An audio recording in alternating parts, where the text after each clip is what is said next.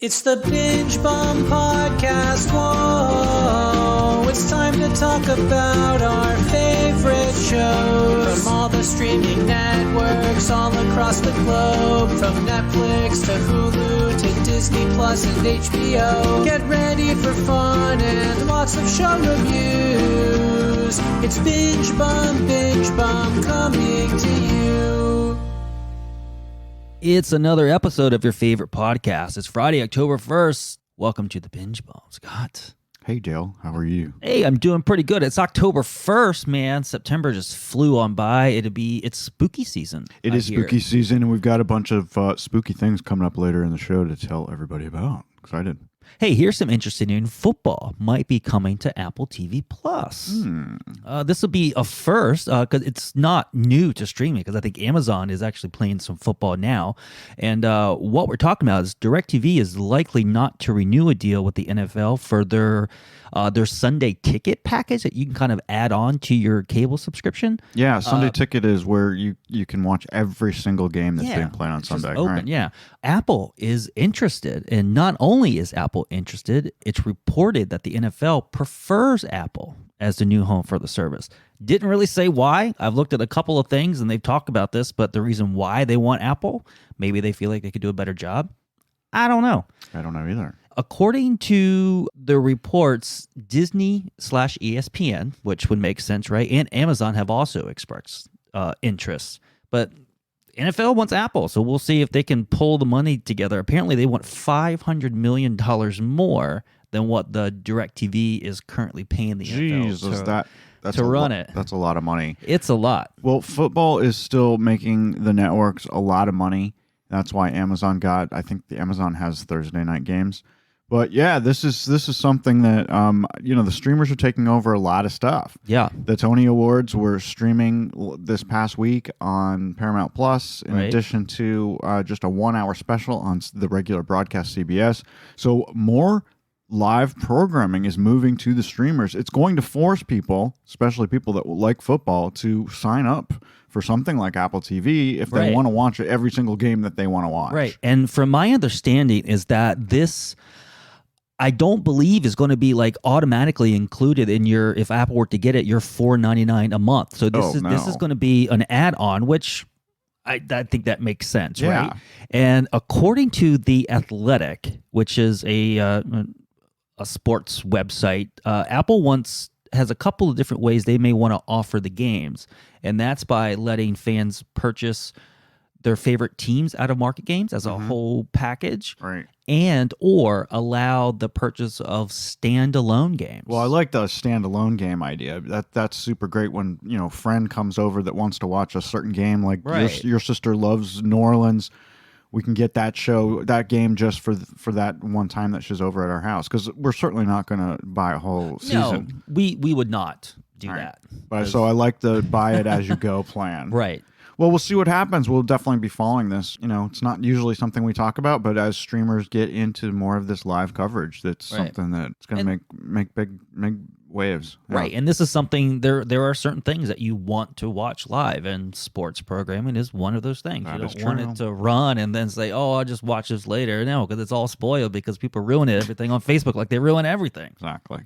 One last thing with Apple TV Plus, they landed a new big budget film with some big budget actors. We're talking about George Clooney and Brad Pitt are set to star in a currently untitled thriller film. Well, the two of them are great together. Of course, they made Ocean's 11, that series, and they did another one. Didn't they do the Hollywood movie Once Upon a Time in Hollywood? Something like that. They've done a bunch of things together. Yeah. The only thing that we know about this film is the synopsis is 2 lone wolf fixers assigned to do the same job. Okay. So we'll see. This will have a theatrical release prior to streaming, and from what I read, this was a requirement from Clooney and Pitt for Apple for them to sign on. Yeah, they want to be in the theaters. They want to make money. Money is theaters are still bringing in some dough. So. Yeah, and hey, get this, and I didn't know this. Since Apple TV Plus, it's one of our younger streamers, right?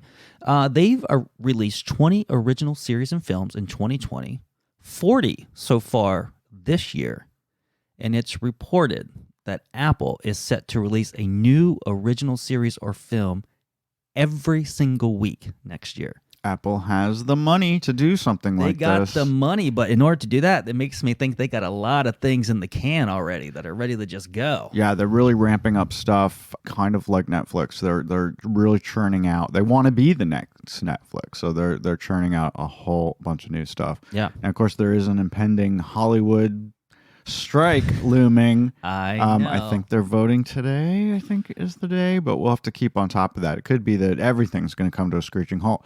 But of course, things that are coming out now, they've already been in the can for a while. So this would probably affect 2022. Yeah. Have you actually read into that whole strike and how it relates to streamers? Because apparently, I mean, I don't know how this works. They're all with unions and stuff like that. And there's different rules for different people. And apparently they're upset that the streamers aren't paying as much as broadcast and theatrical. Right. And apparently these are some old rules that when they were unsure how to handle streaming and where it was going to go. But apparently if you have 20 million subscribers or less, that you pay a much lower amount for your talent, the crew, and all that stuff. Right.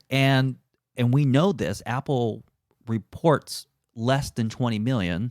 Right. And so they pay a little less. And I guess people want to fix that. But a lot of people are saying that Apple is not reporting the true numbers. Right. You know, let's get into that on another show, and I could do a little bit more research on it because I don't have those numbers in front of me. But yeah, that was the only one. It's worth talking about, especially if they decide to strike. Then we'll want to tell people why they're doing it. Moving on to Disney Plus, to celebrate and commemorate the 2-year anniversary. 2 years seems like it's been longer.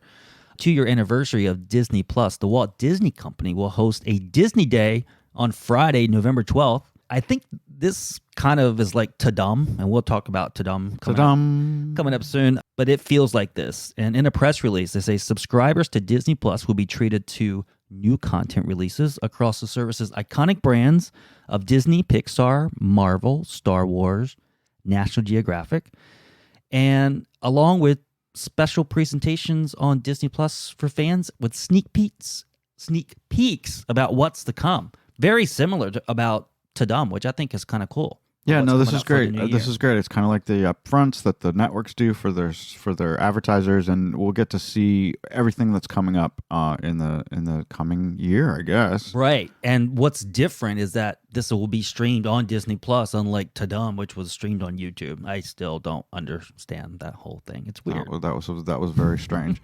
I assume that Tadum is now available on Netflix if you wanted to pull up and watch it. Yeah, I think it's like 3 hours long. Yeah, I don't need that. Right. A little bit of Netflix news. Netflix will release some numbers, which they've never done before, guys. These for their most popular series and films. They've kind of hinted at them before, but they've never released this kind of information before, as far as I know. No, not that I can think of. So their top 3 series. Bridgerton Season 1, 82 million accounts watched. Wow. That show. That is unheard of numbers. Yeah. Now, we don't know if that's one person, if it's a whole family. We don't know the breakdown of who these people are like we do with the Nielsen broadcast rating system. But we know that 82 million different accounts watch Bridgerton. Those are huge numbers. Massive. Even if just one person. Massive. That's 82 million people watch that series. Exactly. That's a big, big chunk of America. Right. Their second most popular was Lupin. This is really funny to me because this is if you guys don't know Lupin, Part 1, 76 million accounts watch it. This is a French language thriller from France, in French. Right. And it was the number 2 most popular series on Netflix. Yeah.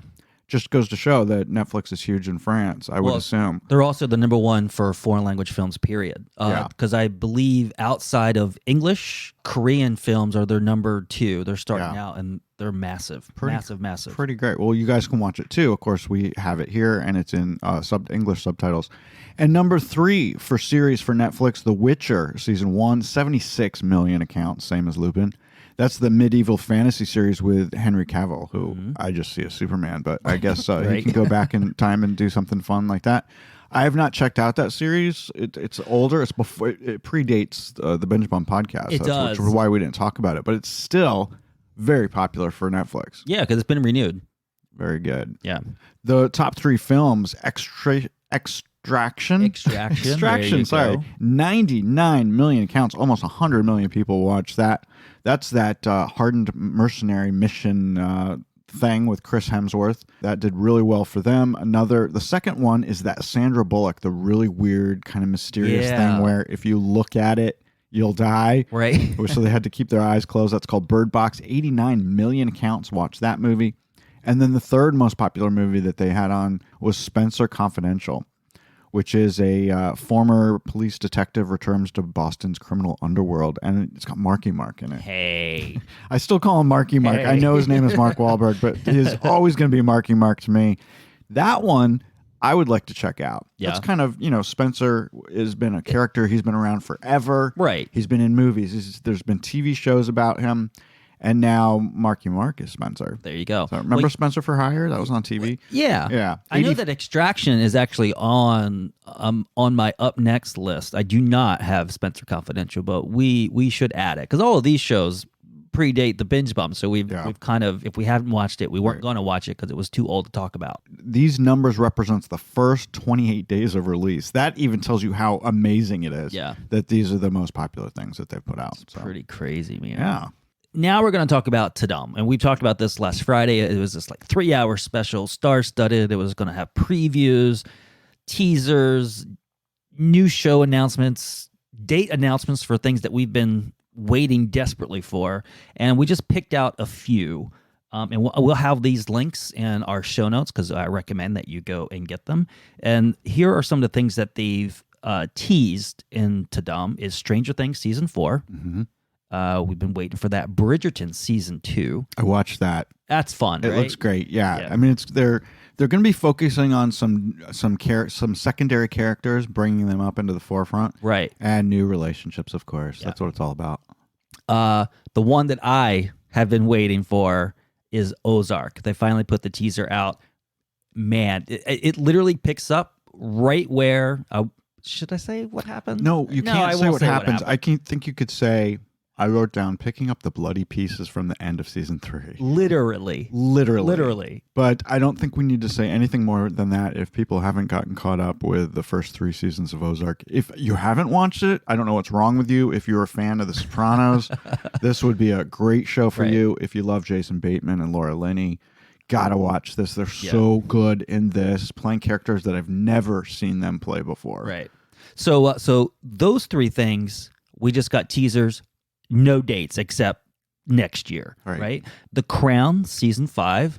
Now that was a great thing they put together with the new Queen Elizabeth kind of introducing herself, and that they're in the works. They're currently working on it now. Yeah, because actress Imelda Staunton is taking over the role of Queen Elizabeth II. Right. She'll be the 3rd actress to play it. They had one actress play seasons 1 and 2. A second one play 2 and 3 and 4. 4 is just out now or recently out. Mm-hmm. And then when's 5 coming? November 2022. So, which makes sense because the other one just dropped out that long ago. Right. So 13 months away. Yeah. And last on our list is Cobra Kai's Season 4. We got a date on that. December 31st, y'all. If you guys are keeping up with Cobra Kai. What a weird date to put something out. I mean, I guess there are a lot of people home with their families, and a lot of kids are watching this show too. Yeah. It's family friendly. It's coming out on New Year's Eve, which I find very weird, but I guess a lot of people are home and about that weekend. Right. Yeah. I mean, what do you do all day? I get ready to go out that night. You're going to watch Cobra Kai. Right. Because this is on Netflix, and I believe Cobra Kai is a one and done. They drop them all. So they're all out there for you. Very cool. We'll put some of these up so you guys can check them out. A little bit of Paramount Plus news. You know what? We need more Teen Wolf. Yeah. It was first a movie, and then it was a TV show on MTV, and now it's back again. It's a revival, they're calling it. The movie revival of the MTV series Teen Wolf is in the works over at Paramount Plus. Tyler Posey is back, Colton Hayes, all of your regulars. Well, one of them has a no OnlyFans and shows his Tyler Posey. Okay, so he's back. Yeah, he's the one showing his dingling on for pay-per-view. So I don't know. I'm surprised that they would have hired him for this, given what he's done online. But maybe they don't care.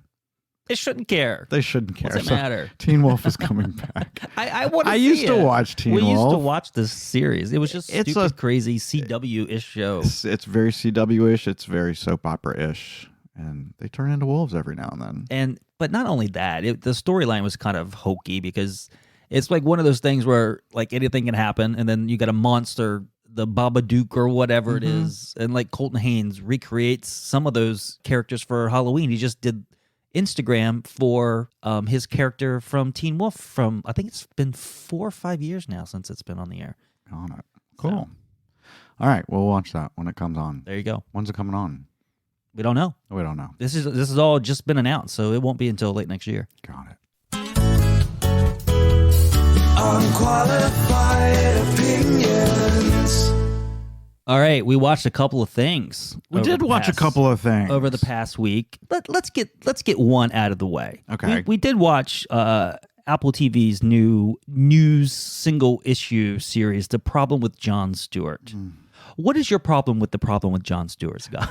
Well, the title gives it so many critics a reason to laugh at it, because the problem with Jon Stewart is the problem of this entire series. Right. I don't know. It didn't do anything for me.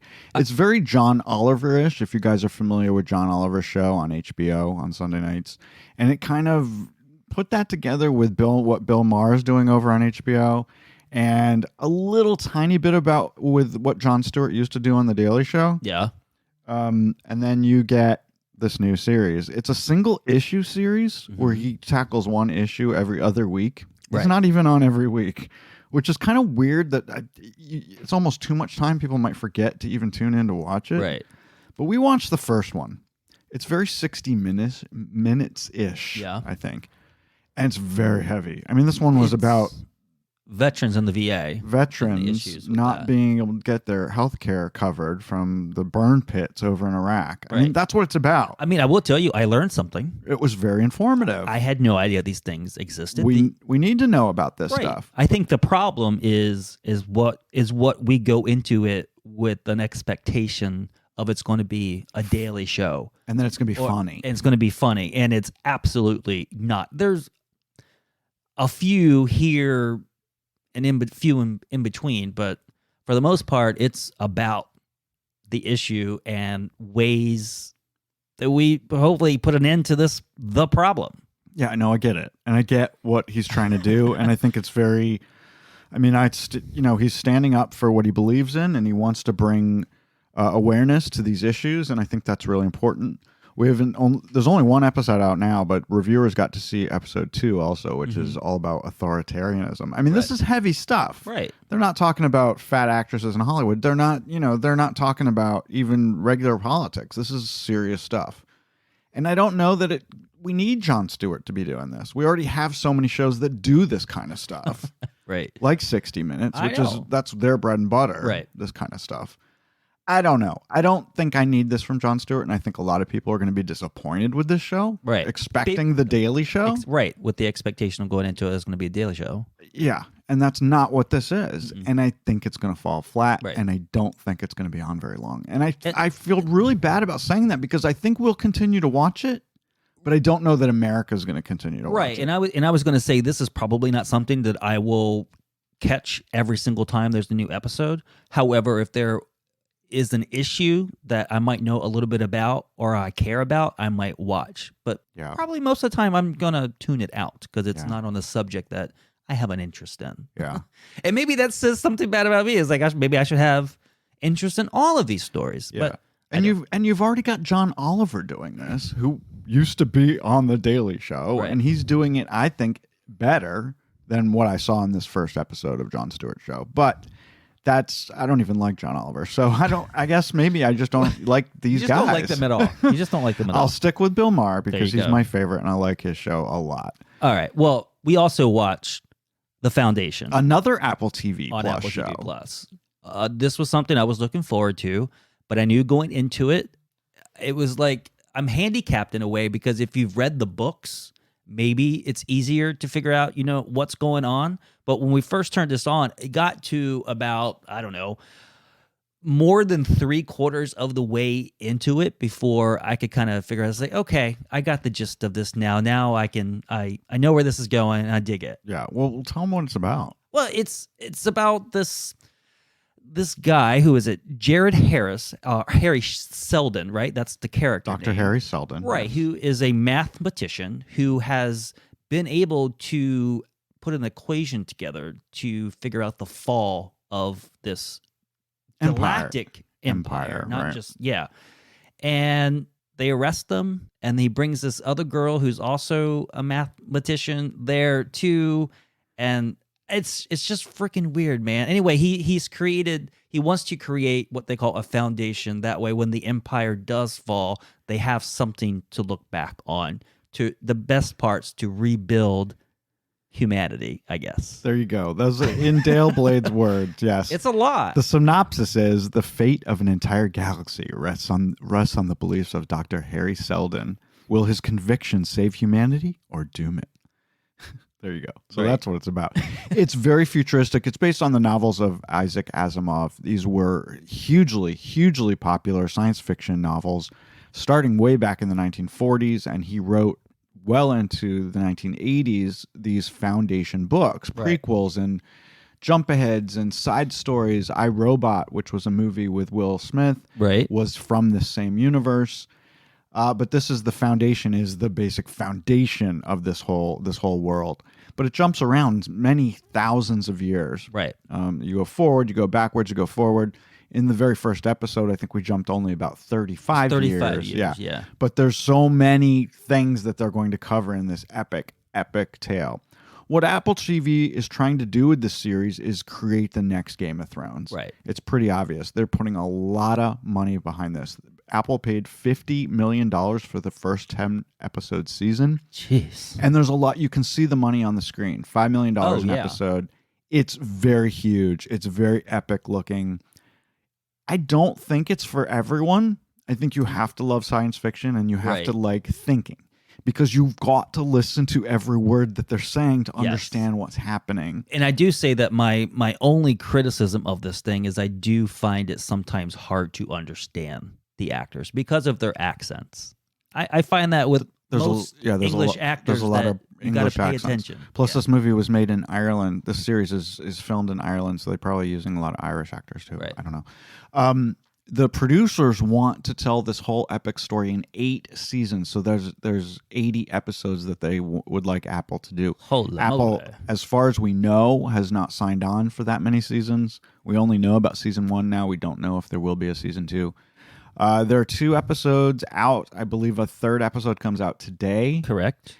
I don't know. I loved it. I want more. I liked it. I want to see where it's going to go. It's very well acted. The CGI is incredible. There's some stuff that happens in the first episode that you guys just won't believe. I mean, we could say one thing, right? I mean, when the girl arrives to this planet to meet the mathematician, they arrive at like this spaceport thing, right? Yeah. And what was the thing that we looked at each other and said it took you had to take an elevator down to the actual planet, and it took 14 hours on an elevator. Basically an elevator. And we were both at, why can't they just fly down there in a spacecraft? Right. Yeah, I don't know. That part was kind of stupid, but that's something that Isaac Asimov wrote in his book, so that's the way it had to be, I guess.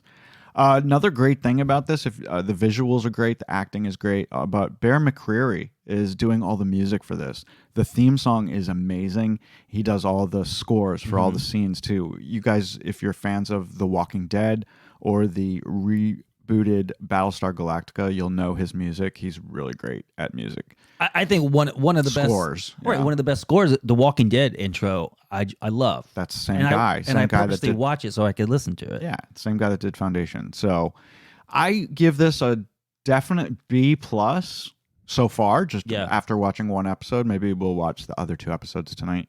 But I think it's going to do well for them. I hope people tune in. Maybe, like I said, you always got to watch more than 1 episode, and the first one's really heavy because you got to learn the characters, figure out what they're doing, and it's a lot to take in. These episodes so far have been just a little over an hour. Yeah, you have to learn this whole world, right? If you don't have a background about the original story. Yeah. So there's a lot there.